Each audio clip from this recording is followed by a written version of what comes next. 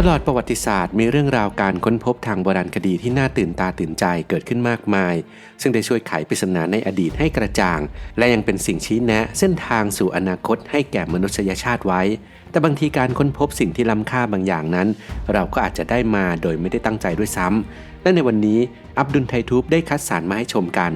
ใน6 สมบัติอันล้ำค่าทางประวัติศาสตร์ที่ถูกค้นพบโดยบังเอิญจะมีอะไรบ้างไปชมกันครับ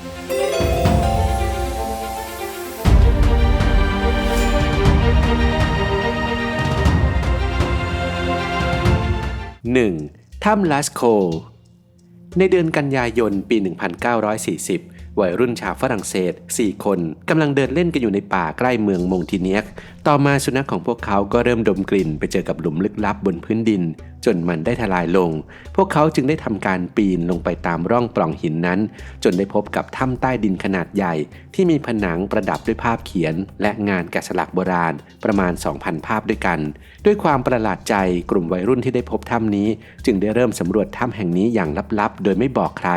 แต่ในเวลาต่อมาพวกเขาก็ตัดสินใจไปบอกกับครูที่โรงเรียนของพวกเขาซึ่งทำให้มีการแจ้งไปยังผู้เชี่ยวชาญเพื่อทำการลงไปสำรวจถ้ำอย่างถูกต้องตามขั้นตอนและไม่นานหลังจากนั้นเรื่องราวเกี่ยวกับภาพวาดหลายภาพที่ประกอบไปด้วยภาพของมนุษย์ยุคโบราณสัตว์ป่าและสัญลักษณ์นามธรรมที่วิจิตรงดงามเหล่านี้ก็ได้แพร่กระจายไปทั่วยุโรปโดยมีชื่อเรียกว่าถ้ำลัสโคและกลายเป็นที่รู้จักในชื่อเรียกวิหารซิสตีนแห่งศิลปะยุคก่อนประวัติศาสตร์หรือ Sistine Chapel of Prehistoric Art นักประวัติศาสตร์ได้กำหนดอายุของภาพเขียนเหล่านี้ไว้ที่ประมาณ 15,000 ถึง 17,000 ปีและหลายคนเชื่อว่าถ้ำแห่งนี้นั้นเคยเป็นสถานที่ประกอบพิธีกรรมทางศาสนาและการล่าสัตว์ของมนุษย์ในช่วงปลายยุคหินเก่าของยุโรป 2. กองทัพดินเผาในปี 1974 กลุ่มเกษตรกรชาวจีนกลุ่มหนึ่งก็ได้พบกับเรื่องราวครั้งสำคัญที่สุดครั้งหนึ่งในชีวิตของพวกเขานั่นก็คือการค้นพบหลุมฝังศพของจักรพรรดิองค์แรกของราชวงศ์ฉินการค้นพบครั้งนี้เกิดขึ้นในขณะที่กลุ่มชาย 7 คนกำลังขุดบ่อน้ำอยู่ใกล้เมืองซีอานและพวกของชายคนหนึ่งก็ได้ไปกระแทกเข้าที่หัวของรูปปั้นที่ถูกฝังไว้ใต้ดินในตอนแรกนั้นพวกเขาคิดว่าพวกเขาได้ค้นพบรูปปั้นครึ่งตัวที่ทำจากทองแดงหรือรูปปั้นพระพุทธรูปโบราณแต่เมื่อเรื่องนี้ไปถึงนักโบราณคดีก็ได้มีการขุดค้นเพิ่มเติมจึงทำให้พบว่ามันเป็นหนึ่งในรูปปั้นทหารและรถม้าดินเผาขนาดเท่าของจริงที่มีอยู่ประมาณ 8,000 ชิ้นที่สร้างขึ้นเพื่อใช้ปกป้ององค์จักรพรรดิฉินซีฮ่องเต้ในชีวิตหลังความตายในช่วงศตวรรษที่ 3 ก่อนคริสตกาลความน่าทึ่งก็คือทั้งรูปปั้นทหารโบราณทั้งหมดนั้นมีรายละเอียดที่เป็นงานฝีมือขั้นสูงและรูปปั้นทหารแต่ละชิ้นก็มีเอกลักษณ์เฉพาะตัวและใบหน้าที่ไม่เหมือนกันด้วยนะครับในปัจจุบันนั้นถือได้ว่านี่เป็นสมบัติทางโบราณคดีที่สำคัญที่สุดแห่งหนึ่งในประเทศจีน 3. วีนัสเดอมิโลก่อนที่วีนัสเดอมิโลจะกลายเป็นหนึ่งในประติมากรรมที่ผู้คนชื่นชอบมากที่สุดชิ้นหนึ่งในโลกรูปปั้นชิ้นนี้ได้ถูกฝังอยู่บนเกาะเมลอสของประเทศกรีซเป็นเวลาหลายศตวรรษรูปปั้นที่ไร้แขนชิ้นนี้ถูกค้นพบในปี 1820 เมื่อชาวนาคนหนึ่งที่ชื่อยอร์กอสเคนโททรัสได้ค้นพบครึ่งบนของรูปปั้นโดยบังเอิญในตอนที่เขากำลังเก็บก้อนหินอ่อนออกจากกองซากปรักหักพังโบราณ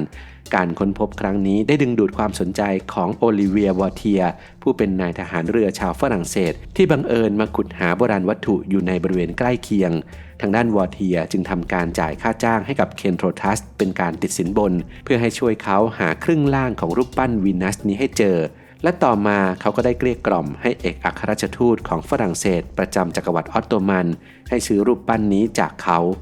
และในปี 1821 รูปปั้นนี้ก็ถูกนำไปถวายแด่พระเจ้าหลุยส์ที่ 18 และบริจาคให้กับพิพิธภัณฑ์ลูฟร์ในเวลาต่อมานักประวัติศาสตร์ศิลป์สันนิษฐานว่าวีนัสถูกปั้นขึ้นมาเพื่อวัตถุประสงค์ในการเป็นตัวแทนของเทพธิดากรีกอโฟไดต์แต่จนถึงทุกวันนี้พวกเขาก็ยังไม่แน่ใจเกี่ยวกับแขนของวีนัสที่หายไป 4. เมืองใต้ดินเดรินกูยูภูมิประเทศที่เป็นหินของภูมิภาคคัปปาโดเกียในตุรกีเป็นที่ตั้งของเมืองใต้ดินหลายสิบแห่งที่ครั้งหนึ่งนั้นเคยถูกสร้างขึ้นด้วยมือทั้งสองข้างของมนุษย์จากเท่าภูเขาไฟในเมืองโบราณ แต่หนึ่งในเมืองใต้ดินที่วิจิตรบรรจงที่สุดก็คือเดอรินกูยูที่มีการแบ่งเป็นชั้นถึง18ชั้นและมีพื้นที่เพียงพอสำหรับประชากรประมาณ 20,000 คนแต่น่าแปลกใจที่สถานที่แห่งนี้ถูกค้นพบเมื่อไม่กี่สิบปีมานี้จุดเริ่มต้นในการค้นพบครั้งแรกเริ่มขึ้นในปี 1963 เมื่อชายในท้องถิ่นคนหนึ่งทำการทุบกำแพงในขณะที่เขากำลังจะปรับปรุงบ้านของตัวเองจึงบังเอิญได้พบกับทางเดินที่นำไปสู่เครือข่ายอุโมงค์หินและห้องต่างๆมากมายผู้เชี่ยวชาญก็ยังไม่แน่ใจว่าใครเป็นคนสร้างเดอรินกูยู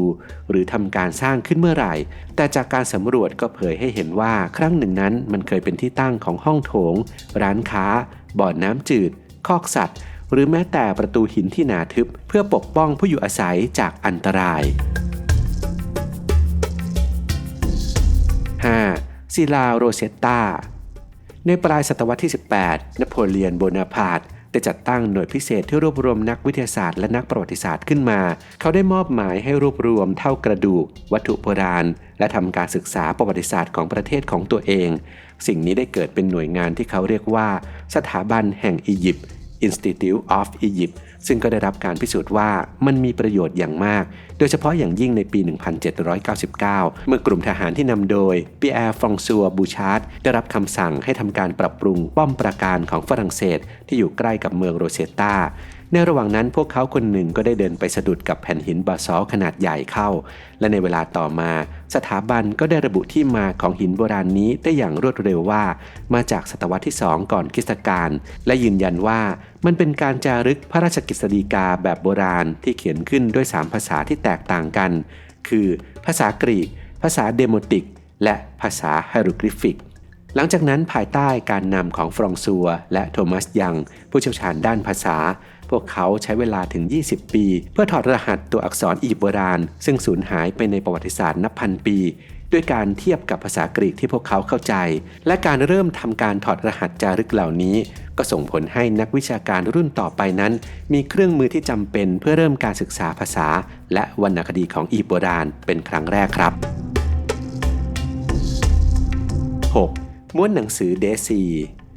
ม้วนหนังสือเดซีมีความเกี่ยวข้องกับพระคัมภีร์โบราณซึ่งเป็นการรวมชิ้นส่วนต่างๆจากหนังสือทุกเล่มในพันธสัญญาเดิมแต่สิ่งนี้ก็อาจจะไม่เคยได้ถูกพบถ้าไม่ใช่เพราะว่ากลุ่มวัยรุ่นชาวอาหรับกลุ่มหนึ่งในปี 1947 กลุ่มวัยรุ่นเลี้ยงแกะชาวเบดูอินได้ต้อนฝูงแกะไปหาแหล่งน้ำในทะเลทรายยูเดียใกล้กับเมืองโบราณเยริโคเด็กเลี้ยงแกะคนหนึ่งชื่อมูฮัมหมัดอาดิบได้ตามแกะที่หลงทางไปจนได้ไปเจอกับหน้าผาแห่งหนึ่งเขาจึงได้โยนก้อนหินเข้าไปในช่องของหน้าผาและได้ยินเสียงโถดินเผาแตกเป็นเสียงๆจนทำให้เขาปีนลงไปพบกับถ้ำแห่งหนึ่งและได้เข้าไปในถ้ำกับกลุ่มเพื่อนในเวลาต่อมาจึงได้พบกับโถดินขนาดใหญ่จำนวนหนึ่งโถเหล่านี้ได้บรรจุม้วนหนังสัตว์และม้วนกระดาษปาปิลุสอยู่ข้างในหลังจากนั้นพวกเขาจึงนำม้วนหนังสือเหล่านี้ไปขายให้กับพ่อค้าของโบราณที่รับซื้อไว้ซึ่งในท้ายที่สุดแล้วก็ตกไปอยู่ในมือของนักวิชาการหลายคนที่ประเมินว่าตำราดังกล่าวมีอายุมากกว่า 2,000 ปีหลังจากนั้นก็เกิดการตามล่าหาวัตถุโบราณกันอย่างมากซึ่งนำไปสู่การค้นพบม้วนหนังสืออื่นๆอีกหลายพันชิ้นจากถ้ำที่อยู่ใกล้เคียงจนสุดท้ายก็ได้นำมารวมกันและทั้งหมดนี้ก็ถือได้ว่าเป็นหนึ่งในการค้นพบทางโบราณคดีที่สำคัญที่สุดของศตวรรษที่ 20 เลยทีเดียว